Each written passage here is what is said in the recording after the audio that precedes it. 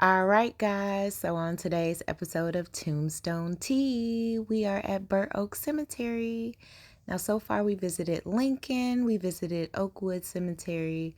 We have traveled to Michigan, where we went to Oak Hill Cemetery in Battle Creek. We went to Greenwood Cemetery over in Grand Rapids to see Bobby DeBarge. We visited the Presidential Museum, and now we are at Burr Oak Cemetery, which is, I would say, a pretty famous cemetery on the south side of Chicago. It's located in the south suburbs of Alsip, Illinois. And here we are. All right, guys. So I know you're wondering what I am doing. I am here at the beautiful, beautiful Burr Oak Cemetery. Um, and I am actually looking for one grave that I'm hoping that I can find. But it's so hard.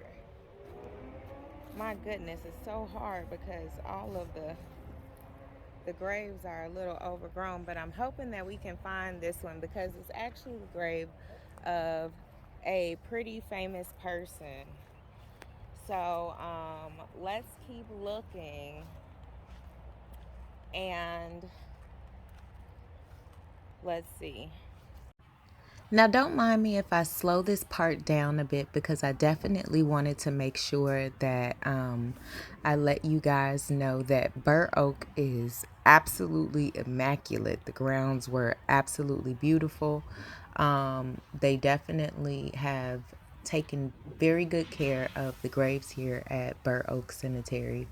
You can walk into the front office, ask for a map. They actually have maps sitting there because this is actually the final resting place of Emmett Till and also Mamie Till.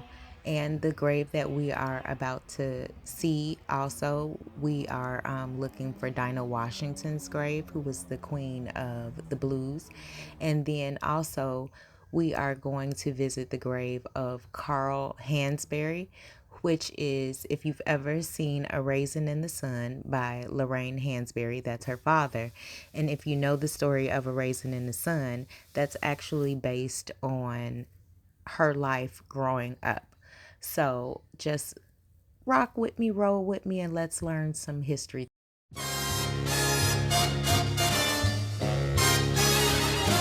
Ask me how do I feel now that we're cozy and clinging. Well, sir, all I can say is if I were a bell, I'd be ringing.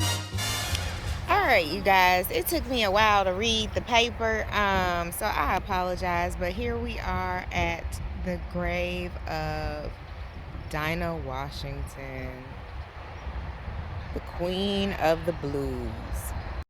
Now, Dinah Washington, also known as Ruth Lee Jones, which was her birth name, was born in Alabama in 1924 and moved to Chicago as a young child.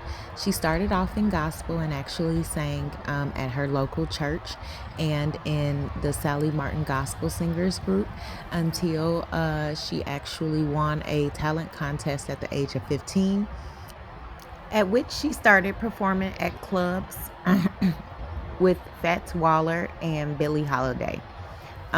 She was a self-proclaimed queen of the blues, and she was actually inducted into the Rock and Roll Hall of Fame in 1993. If you want to learn more about her, I suggest that you definitely look her up on Find a Grave or on Wikipedia. So then, just in from the grave of Dinah Washington, well, really, when you first come into the cemetery, and this is I wouldn't even say this is a pretty old part of the cemetery. Some of these people are from 2002 and 1990. It's just the very front of the cemetery. So the couple of graves that we're going to see today are all in the front of the cemetery. And this is definitely one grave of an amazing woman in civil rights history that I wanted to make sure that you all got to see today. And this is the grave of, I don't know if you can see it. Can you see it? Mamie Till Mobley. Now, we all know the story of Emmett Till, and how he was sent down for a summer in Mississippi by his mother, Mamie Till, and brutally murdered for quote unquote supposedly whistling at a white woman. I won't bore you with the details because everybody should know the story of Emmett Till. And if you don't, definitely make sure that you look up that part of American history. But I do want to show pictures of her grief because she was such a strong woman in American history and Black history and in strong civil rights advocate. So I want to make sure that I also visit the grave of her son, Emmett Till, who is resting not too far away. And they did a beautiful job of upkeeping his grave, to be very honest with you. It's absolutely beautiful. All right, so let me tell you, they have done an excellent job remembering this young man. Wow. This is Tuskegee. Oh, shoot. The paper fell. Definitely don't want to litter out here. And we also have somebody doing some wonderful gardening. So we have to compete with a whole lot going on out here.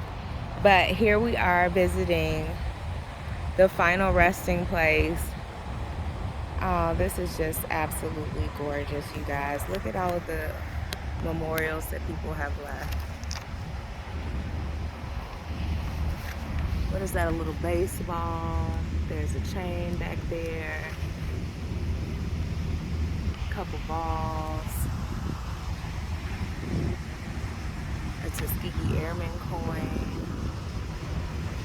Look at that, a little toy truck. And I'm sorry.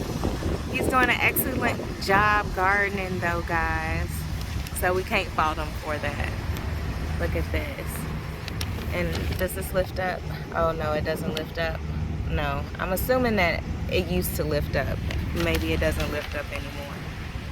July 25th, 1941 to August 28th, 1955.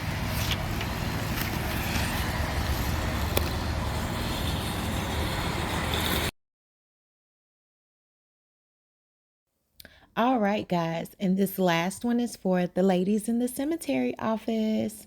This is Carl Augustus Hansberry, Sr., who was the father of Lorraine Hansberry, the playwright and poet of A Raisin in the Sun.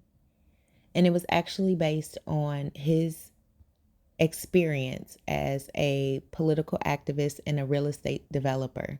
And he actually bought a house in a predominantly white area and he took it to court. And it went all the way up to the Supreme Court in the court case Hansberry versus Lee, in which he actually won, and it set the precedent, so that Blacks were able to segregate into white spaces.